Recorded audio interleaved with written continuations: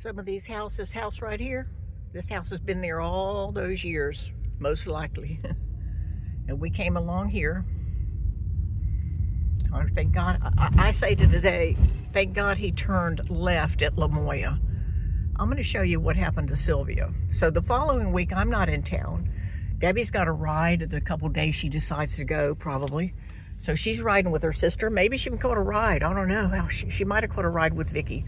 This was not 2 lanes back then. This is where we would cut through the baseball field right over there. It's a lot larger fence now, but it had a rip in the fence on the corner, and we would just scoot down and go that way. We saved some steps. Okay, so he pulls the gun here. We're facing the cow pasture, but I think the people were leaving the school, and with me running my mouth, somehow he didn't know what to do. I'm going to show you what happened to Sylvia. Remember, this was just pecan trees and a cow field. Pecan trees and a cow field, okay? Look at this most desolate place. There weren't a lot of businesses here. There may have been 1 or 2. So we're going to go down here to Floyd. Oh, Jesus, it's dangerous on this road. Why have to be on it? I don't know. I'm going to show you something. Sylvia, a fellow band member, 12 years old, I'm going to park right here on Floyd, which is probably just somebody that refused to give out to build Confederate Point. Jesus crap. All right, here we go. Elderberry, Dad, elderberry. This is what I'm Mississippi, don't it? Okay, so here is a old road, and I'm going to show you what happened to Sylvia Mock. And she's written me about that. People don't want to talk very much about this. Again, the summer of 1967. Sylvia's alone. She also took clarinet.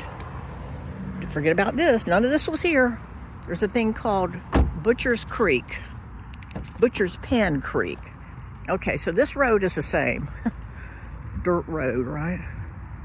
Okay, so Sylvia's walking home from the school. The most desolate place along that walk is here. And she was approached 3 separate times by some guy. She doesn't remember the vehicle. She doesn't remember the guy. And she's walking along here by herself with her clarinet. Look, the road dips right here. See how it dips? We don't have many dips in Florida. This is a dip. Over there's the same way. There was no business. Same miserable thing. The end of the cow pasture would have been right about here. The end of the cow pasture and then the swampy area. So the most desolate place on the way back from the school. There wasn't a sidewalk over there either. The only sidewalk was on this side. We did have a sidewalk. You come down here. She said the man approached her 3 different times. The 3rd time, though, her mom was involved. But she was along here, and some guy would come up and say, "Hey, would you like a ride?" This is the same. I mean, we're talking a long time ago. So she was right here by this creepy thing, which, what does it look like? You know what it looks like to me? Where they found Lori Emmy. I mean, it does. Look at this. Look at this. This is the most desolate little spot right here. So Sylvia says, no, some guy's bothering me. I'm going to tell my mom, which was a wise thing to do, which we never did. So her mom, the following day, comes up here, I guess, to this vacant road. And she let Sylvia walk, and she stood there where she couldn't be seen on the corner. And once again, the vehicle came up. And Mrs. Mock from Georgia, she's from Georgia, Nancy Grace, a stern woman, black hair, blue eyes. She said Sylvia was approached. She ran, told Sylvia to get back to the car, which she parked down here. And she followed the guy's car up to a furniture store at 103rd and West Gannett. Now that would have been on the week of 13, 14, 15, 16, 17. I wrote my diary on the 17th when I got back from Daytona. He had to be leaving out of here pretty quick because he was due in Stanford. Why he was here, I don't know. The only thing I thought, well, maybe his real father taught school there, and he found out about it, or he found some cousin or relative at the school. And I did look in the yearbook trying to see if some dude. See, look at this damn. And Confederate Point was being built, and there were day laborers. You know, they were paid under the table. It was a Confederate Point as a subdivision back that way. Mrs. Mock apparently hid right along here and saved Sylvia's dang life. Thank God. And I heard about that way back then too, but I thought they were two unrelated incidents. Okay. I'm sorry I get so hyper when I'm talking. I don't know what else to do. She confronted the man, but then there's other issues. Kathleen is the third person involved in the fence. That I went to her house to show her the diary, and anytime something comes through, no, Mary's obsessed about this. Debbie says she'll sue, blah, blah, blah, blah, blah. So anytime somebody gets involved, it's cut off. You see what I'm saying, Miss McChesney? It isn't fair. I know it was him. Thank you.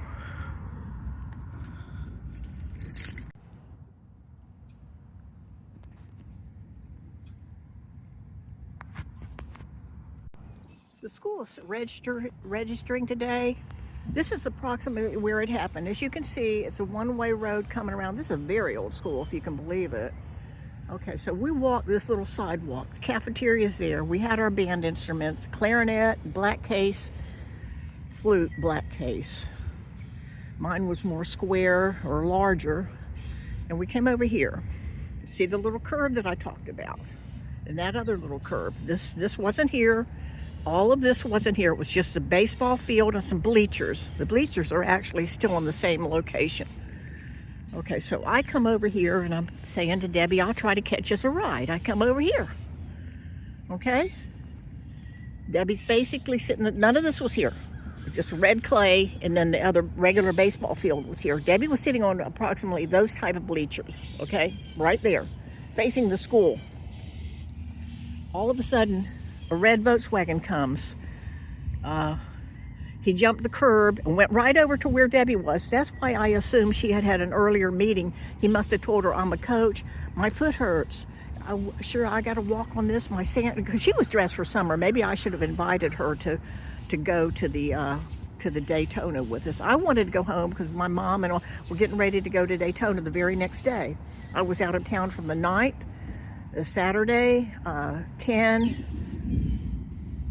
Oh, you got to be kidding me, another rainstorm. Anyway, so we usually cut across the field and there was a hole in the fence down there. This is now the Amazon. It used to be Kmart. In 1967, it was a cow field.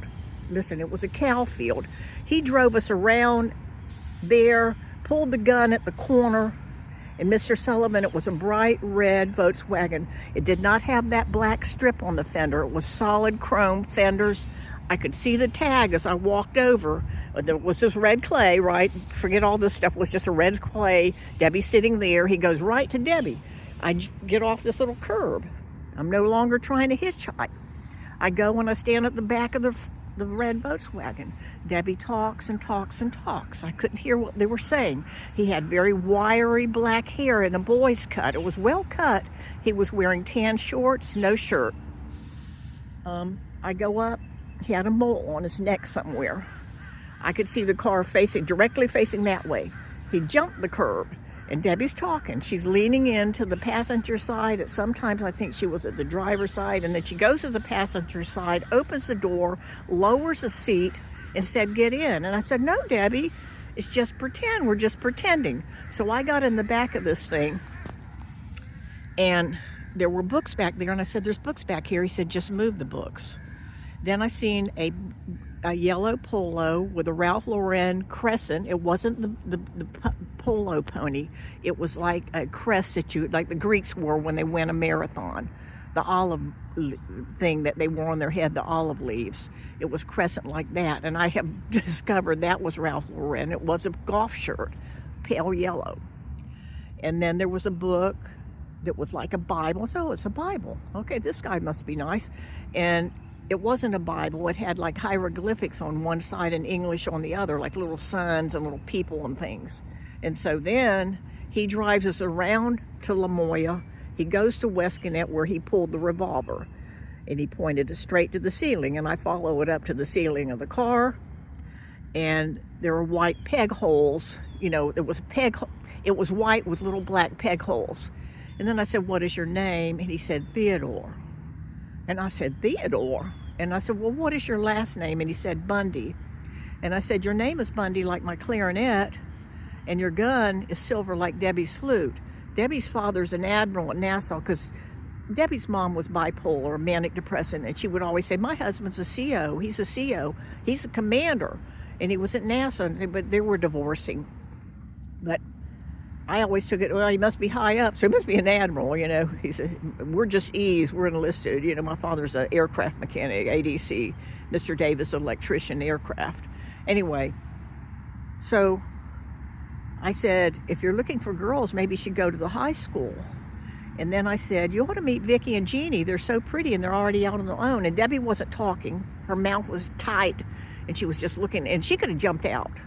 This is what I always say, don't be mad at me, because I'm going to tell you something right now. If I had refused one more time to get in like Debbie or some normal person, said, no, I'm not getting in a stranger's car, then she would be dead. If she had decided at that moment, while the car was stopped and the gun was displayed, if she had jumped out, I would have been dead. But because we were there talking like birds, he came out of it. Also, at that point, I could smell this bad body odor. It smelled like sweat, urine, and fecal material. It was just all of a sudden I could smell this terrible odor. Okay, I'm going to have to join up. No Amazon. It was a cow pasture. Okay, thank you. That was around the 9th of June. I'm going to show you what happened to Sylvia the next week when I wasn't there. And I remember we got home, I said, I'm going to be out of town, Debbie. You might need to ride with Vicky. Vicky had a learner's permit and a Valiant. So maybe she rode with Vicky the next week or just skipped a day. I don't think it was like 3 days a week anyway. Okay, it was just 6 weeks. It was Theodore Bundy. You don't forget things. I don't know how in the world, if you're around somebody for 10 or 12 minutes, you're not going to forget who they are. And incidents like that, it was a point in my life at 12 years, 7 months that you're going to notice stuff. Okay, thank you. This is Jeb Stewart Junior High School, 59 years later.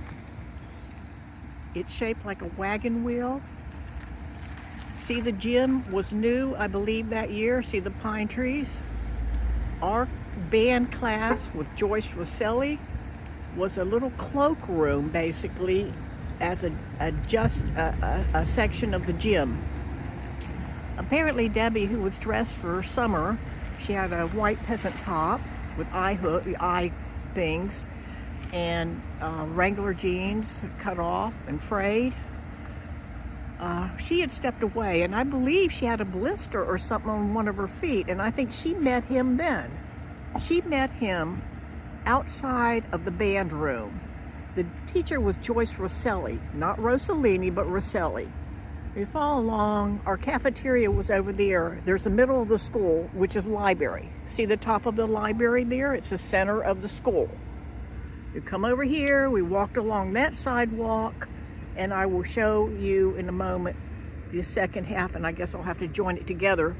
But we walked along, and we stopped over there at the baseball field. She stopped, and she was lollygagging. Me and my parents were going to Daytona that week. I didn't really care that much about band and all. I was taking clarinet, and she was taking flute. She stopped, and she was sort of gesturing back towards the school, which I found was odd. I said I would try to catch us a ride and hitchhike. See the bleachers over there? You can just barely see them. She was sitting there, and all of a sudden this red Volkswagen came, bright new red Volkswagen. Okay. And this was in 1967. Okay. I will try to join these together. Next part is over by the baseball grounds, and then I'll show you where Sylvia was almost abducted the week after I went to Daytona. So this would have been the 9th of June, 1967, Friday. I wanted to go home. My clothes were packed up for the vacation. That's why I did not have summer garb. Okay, thank you.